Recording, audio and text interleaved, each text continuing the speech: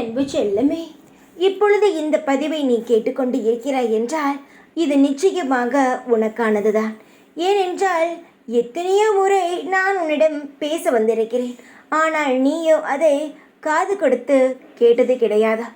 ஏதோ சாய் சொல்கிறார் என்ற மனக்கவலையில் நீ நகர்ந்து விட்டாய். என்னுடைய தங்கமே, உன்னுடைய காதுக்கு இந்த வாக்கு விழுகிறது என்றால் நிச்சயமாக இது உன்னுடையதுதான். நீ கேட்டுத்தான் ஆக வேண்டும். முழுமையாக கேள். உன்னுடைய வாழ்க்கையில் நீ இப்பொழுது முடிவு எடுத்தே ஆக வேண்டும் என்ற கட்டாயத்தில் நீ இருக்கிறாய்.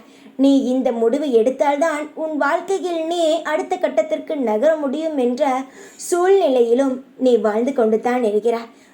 அதனால்தான் இவ்வளவு பெரிய குழப்பங்களை சுமந்து கொண்டு நான் என்ன செய்ய போகிறேன் என்று புரியாமல் இந்த நிலையில் என்னிடம் வந்து நிற்கிறாய். என்னுடைய அருமை தங்கமே, உன் வாழ்க்கையில் நீ நிற்கும் நிலையானது உன்னை அடுத்த கட்டத்திற்கு நகர வைக்கத்தானே தவிர உன்னை தேவையில்லாத பாதைக்கு அழைத்து செல்வதற்காக அல்ல.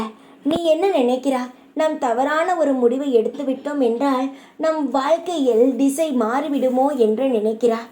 நீ ஒரு முடிவு எடுக்க வேண்டும் என்று நினைக்கும் பொழுது உன் வீட்டில் இருக்கும் தாய் என்ன முடிவு எடுத்திருப்பாள் இந்த சூழ்நிலை என்று யோசித்துப்பார்.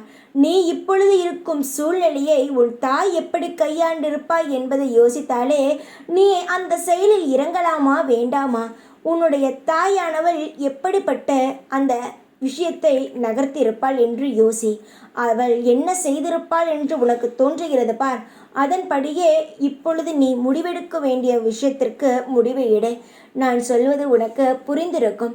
என்னுடைய தங்கமே, உன் வாழ்க்கையானது நல்ல பாதையிலும் நல்ல எதிர்காலத்தையும் நோக்கி சென்று கொண்டு இருக்கிறது.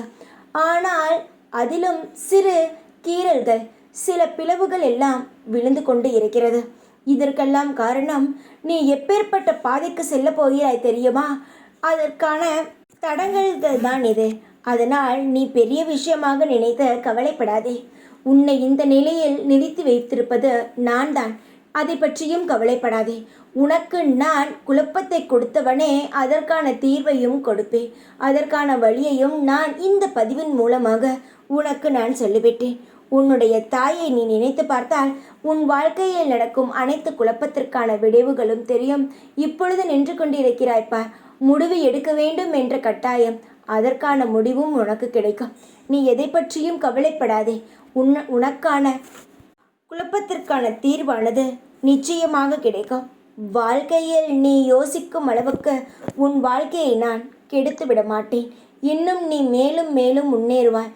உன் வாழ்க்கையில் எல்லா விஷயங்களும் அனைத்தும் பரிபூரணமாக என் ஆசீர்வாதத்தால் உனக்கு கிடைக்கும். என் மீது இருக்கும் நம்பிக்கையும் பக்தியையும் நீ எந்த ஒரு நிலையிலும் குறைவாக ஆக்கிவிடாதே. உனக்காக நான் இருக்கிறேன். சாய் இருக்கிறேன். ஓம் சாய்ராம்.